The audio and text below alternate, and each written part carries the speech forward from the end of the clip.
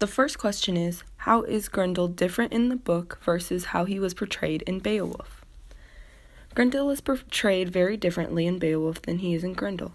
In Beowulf, he is portrayed as a bloodthirsty monster that doesn't have any morals. In Grendel, it shows the backstory of Grendel and shows how he becomes the Grendel that we all know. He wasn't always evil.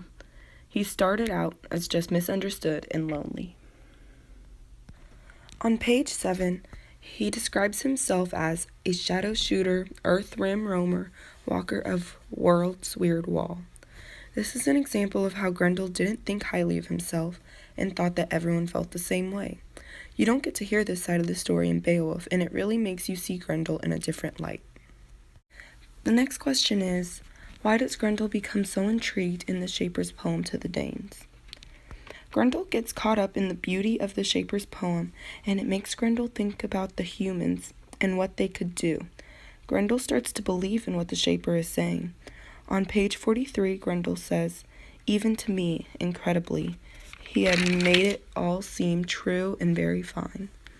He knows that the humans cause much destruction, but he feels that the Shaper has the ability to make men change how they feel about something."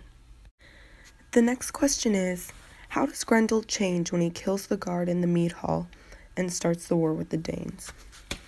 Grendel's identity changes when he kills the guard and attacks Hrothgar's people.